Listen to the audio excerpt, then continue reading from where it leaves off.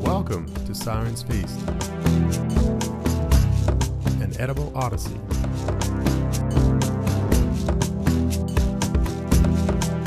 With your host, Nancy Mehagian.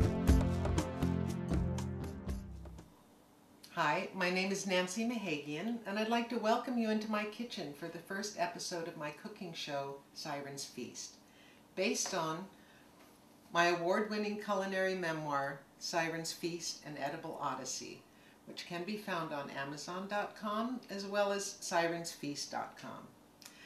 Today I'm going to prepare one of the recipes from the book, which is an old family recipe from my Armenian heritage called Cheese Beorag.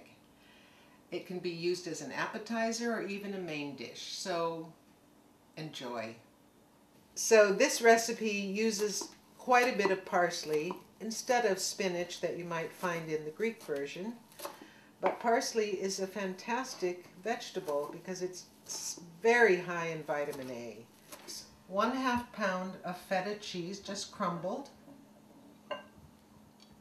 And I'm using an Israeli feta cheese made from sheep's milk, which is not as salty as a lot of them. And then 1/2 pound of grated Monterey Jack cheese,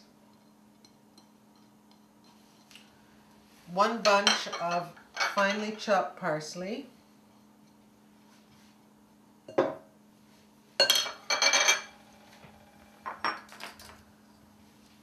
and 2 eggs beaten.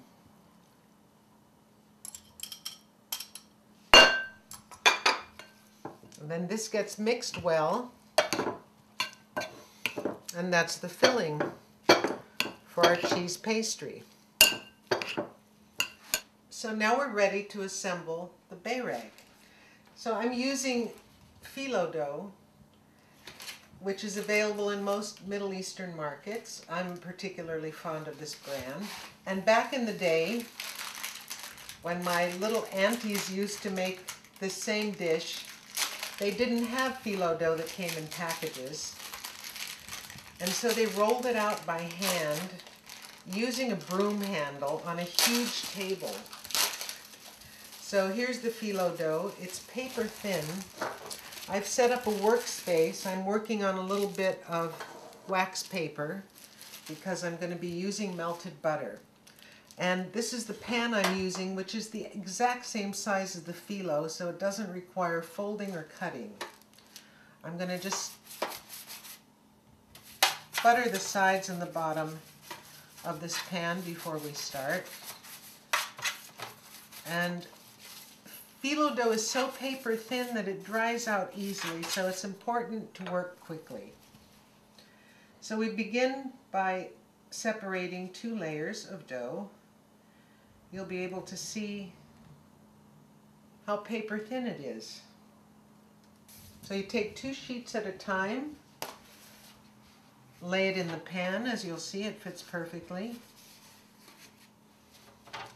And then brush with melted butter. Then 2 more sheets. I know it seems like a lot of butter, but it's really only 1/2 cup. And you continue this layering and buttering process until you've used about half of the dough. So you just continue layering. Okay, when you've used half of the dough, then you spoon on the filling. So just make sure the filling is kind of even. And here we go, finishing off. So that's 2 more sheets of dough. Tuck it down a little bit.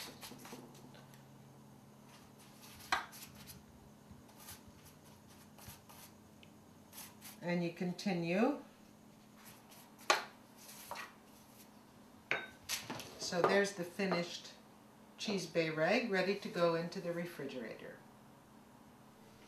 Okay, so now that the Beorag has been in the refrigerator and the butter's hard, it's time to cut it.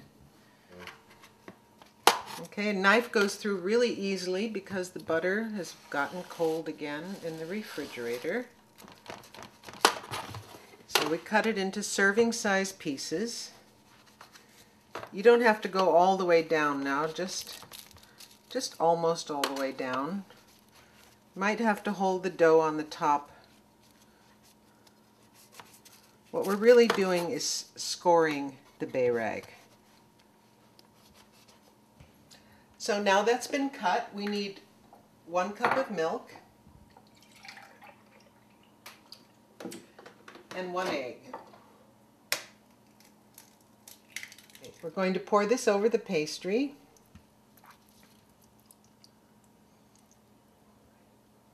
So we're just going to move this around a little bit until the milk and the egg have gone down inside those cuts, and it's now ready to go into the oven.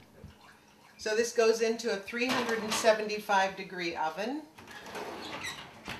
and we're going to set the timer for 25 minutes. I think our Beorag's ready to come out of the oven. It actually took about 35 minutes. Oven temperatures vary, so that's what it looks like. All puffy and beautiful.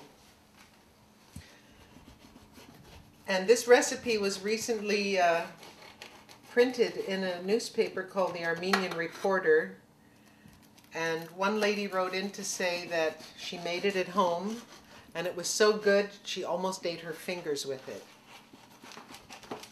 And this is fantastic party food. I've taken it to many parties. People go crazy over this. Today I've invited 3 of my lovely friends to come and eat what we're making. Shauna, Ariana, and Camille. Hello. And now let's eat.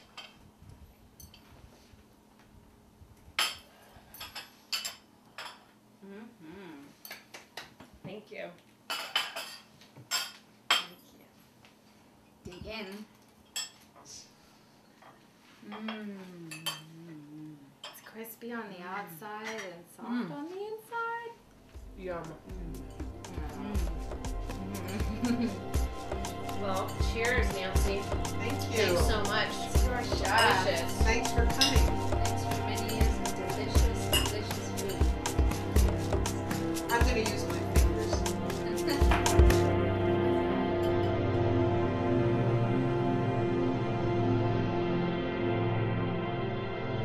For this recipe and more information, please visit my blog at sirensfeast.com.